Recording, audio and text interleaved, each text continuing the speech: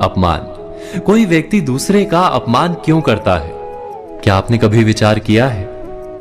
वैसे तो हम भी बिना कारण बहुतों का अपमान करते हैं।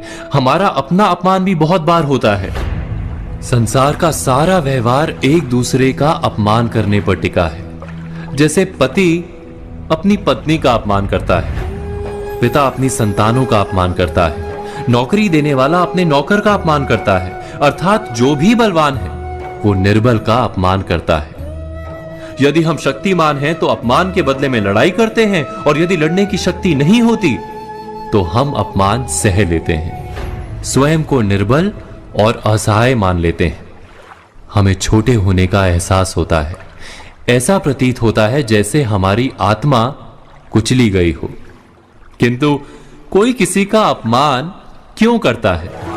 हम विचार कर रहे थे कि जब अपमान होता है तो मनुष्य को अपनी निर्बलता का एहसास होता है, और निर्बलता का बोध मनुष्य को कुचल देता है।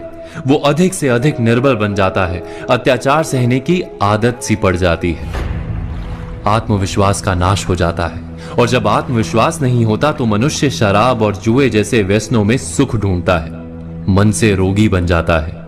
आखिर किसी भी मनुष्य की ऐसी दुर्गति कोई क्यों करता है? अपमान करने वाला वास्तव में क्या सिद्ध करना चाहता है? कभी गहराई से विचार किया है? वास्तव में हम किसी का अपमान करते हैं उसकी निर्बलता सिद्ध करने के लिए, यह बताने के लिए कि हम अधिक शक्तिमान हैं। अर्थात वास्तव में अपमान करने वाला स्वयं अपने आप को शक्तिमान या बलवान सिद्ध करने का प्रयास कर रहा है। अपमान करने वाला हकीकत में अपनी शक्ति से आश्वस्त नहीं है, उसे अपनी शक्ति पर भरोसा नहीं है। दूसरों को चुनौती देकर वो अपनी शक्ति पर विश्वास प्राप्त करने की कोशिश करता है। क्या ये सच नहीं कि जब हम किसी का अपमान करते हैं तो वास्तव में इतना ही प्रकट करते हैं कि हमें अपने बल पर भरोसा नहीं?